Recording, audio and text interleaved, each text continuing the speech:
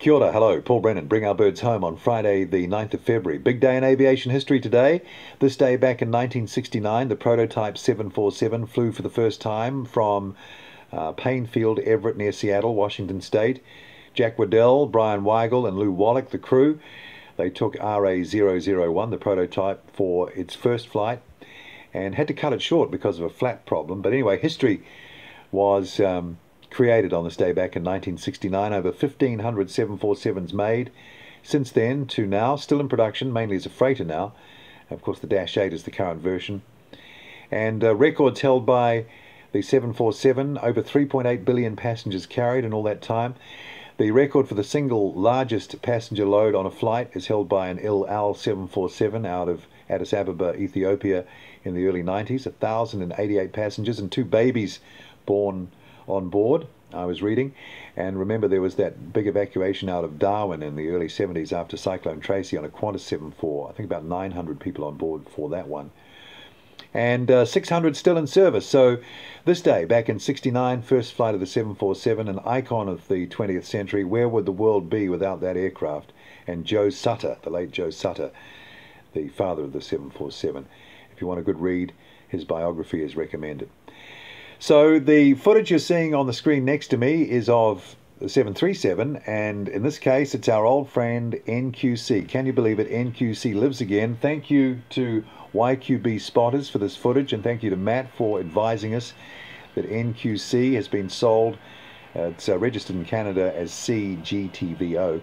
Has been sold by Helicopter Services of Canada to Kronos Aviation of Canada. The footage you see here is of the aircraft departing Trois-Rivières Airport in Quebec, heading out to the United States for heavy maintenance on the 5th of December, so a bit of time back, and then it'll be coming back to Canada and operating probably into the Arctic region of Canada with the gravel kit and the cargo door. So it'll live for a few more years yet. We've got the hush kits on it, the Nordam hush kits installed by Air New Zealand back in the 90s. So that's incredible. And December was an interesting month because we had a sort of a flip from NQC to 737 NAD, which was our first choice, former NAC 737, and a link back to those earlier days of our civil aviation, and also the aircraft that flew the first scheduled domestic jet service, which makes it a very collectible artifact. We prefer it over NQC. So there was a flip in December. And quite interesting that NAD came back to life, and NQC has come back to life as well, back in the air again. Good to see. So where are we at with Bring Our Birds Home? Right at this moment, we're setting up a trust. We're moving Bring Our Birds Home from a sort of ad hoc social media campaign to a fully fledged trust. And then once that's registered with the company's office next week, we'll be applying for charitable status. So it'll become a charitable trust. We've got a great story, a great mission. We don't anticipate any problem. Hope to have all that sorted by the end of February. And then larger donors will be able to come in and support us and get the tax benefits that they require from helping out bigly, as Donald Trump would say.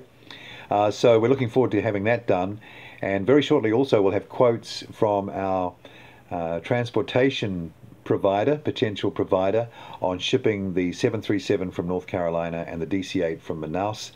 I've been working on that very hard the last few weeks with getting all sorts of information on dimensions and weights and passing that on, and having freight forwarders overseas sort of come back and forward to get the information. It's been a great experience, and very shortly we'll have those quotes, so we'll really know how much we're in for in the big picture.